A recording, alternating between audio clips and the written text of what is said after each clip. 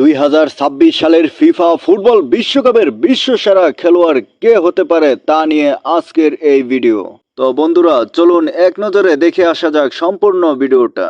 2026 সালের ফিফা বিশ্বকাপের বিশ্বসেরা বা টুর্নামেন্টের সেরা খেলোয়াড় গোল্ডেন বল হওয়ার দৌড়ে সবচেয়ে এগিয়ে আছেন ফ্রান্সের ফরওয়ার্ড কিলিয়ান এমবাপ্পে এবং স্পেনের তরুণ বিস্ময় লামিন ইয়ামাল।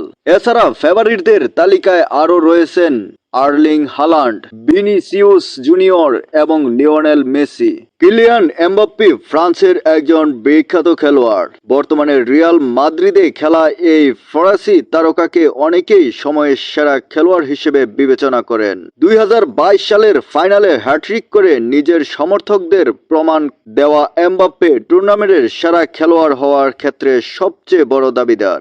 এদিকে স্পেনের আরেকজন বিখ্যাত খেলোয়াড় লামিন ইয়ামাল। মাত্র 18 বছর বয়সী এই স্প্যানিশ উইঙ্গারকে লিওনেল মেসির যোগ্য উত্তরসূরি ভাবা হচ্ছে।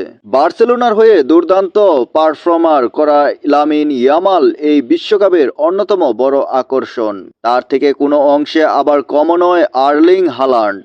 নরওয়েতে বড় হওয়া এই আর্লিং হালান্ড ম্যানচেস্টার সিটির এই গোল মেশিন যদি বিশ্বকাপে নিজের দলকে দূর পর্যন্ত নিয়ে যেতে পারেন, তবে বিশ্বসেরা হওয়ার দৌড়ে তিনি সবাইকে ছাড়িয়ে যেতে পারেন।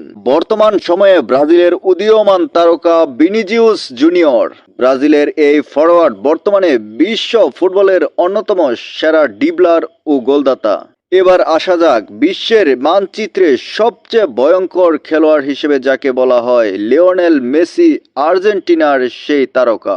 বয়সের বারে হয়তো এটাই মেসির শেষ বিশ্বকাপ, তবে মাঠের খেলায় তার ম্যাজিক ও দলের প্রতি তার প্রভাব যে কোনো সময় ম্যাচের মোড় ঘুরিয়ে দিতে পারে। ফুটবল বিশ্লেষকদের মতে এদের পাশাপাশি বর্তমান প্রজন্মের আরো কয়েকজন তারকা যেমন হ্যারি কেন, জুড বেলিংহাম বা পেদ্রি যদি নিজেদের দলকে শিরোপা জেতাতে পারেন, তবে তারাও টুর্নামেন্টের সেরা খেলোয়াড়ের খেতাব জিতে নিতে পারেন।